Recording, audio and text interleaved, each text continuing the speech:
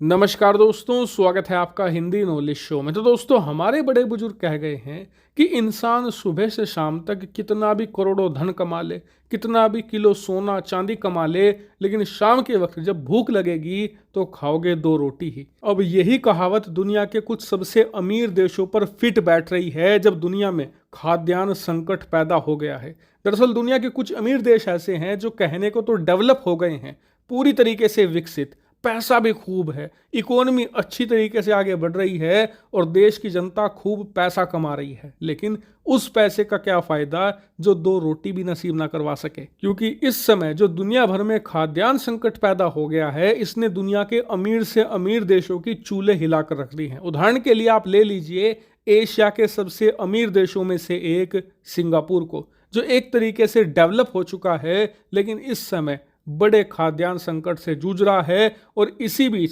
Singapore दो और देशों के साथ भारत की शरण में आ चुका है। जी हां, खुद भारत सरकार ने बताया है कि सिंगापुर समेत दो और देश भारत की शरण में आए हैं कि जी आपने चावल के एक्सपोर्ट पर बैन लगा दिया है और इस बैन की वजह से हमारे देश में खाद्यान्न संकट पैदा हो सकता है, भूखमरी तक आ सकती है। इसीलिए प्लीज हमारी रिक्वेस्ट एक्सेप्ट कीजिए और हमें चावल थोड़े से दे दीजिए ताकि हमारे लोगों की भूख मिट सके। अब ये कौन कौन से देश हैं जो भारत की शरण में आए हैं? दरअसल सिंगापुर के साथ आया है मॉरिशस और भूटान। तीनों देश भारत से चावल खरीदना चाहते हैं और कई हफ्तों से भारत के सामने लगातार रिक्वेस्ट कर रहे थे, भारत के दरवाजे पर बार बार आकर। और आज आखिरकार भारत ने इनकी लंबी रिक्वेस्ट को एक्सेप्ट कर लिया है और इन तीनों देशों को चावल देने को तैयार हो गया है। दरअसल भारत इन तीनों देशों को स्पेशल ट्रीटमेंट के तहत चावल प्रोवाइड कराएगा। भूटान लेगा भारत से करीबन 79,000 टन चावल, वहीं मॉरिशस लेगा 14,000 टन, वहीं सिंगापुर लेगा करीबन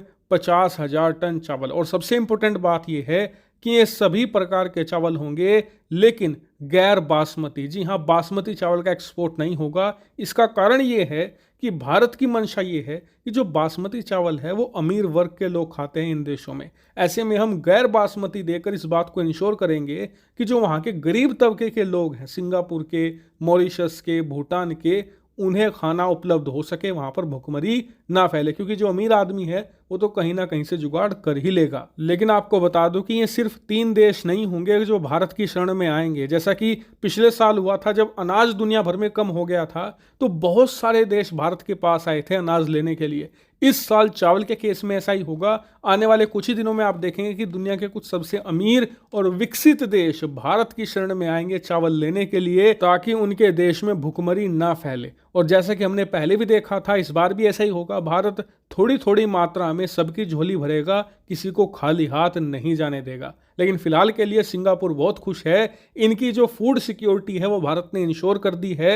अब इन्हें लंबे समय तक खाने के बारे में चिंता करने की जरूरत नहीं है। वहीं बात करें भूटान और मॉरिशस की, तो ये दोनों देश भारत के बहुत ही ज्यादा क्लोज फ्रेंड हैं, बहुत ही ज्यादा क्लोज नेशन है। तो ये तो पहले भी चिंतित नहीं थे, क्योंकि इनकी फूड सिक्योरिटी तो भारत ने पहले ही इंश्योर करके रखी हुई थी। इन्हें चिंता करने की बात नहीं थी। टेंशन में सिंगापुर था क्योंकि उसकी लंका लगी हुई थी, उसे भारत ने फिलहाल के लिए शांत कर दिया है। हालांकि इस मामले पर आने वाले समय में जो भी अपडेट होगा वो भी मैं आपको देता चलूंगा। फिलहाल इस वीडियो में इतना ही। Thank you very much for watching video.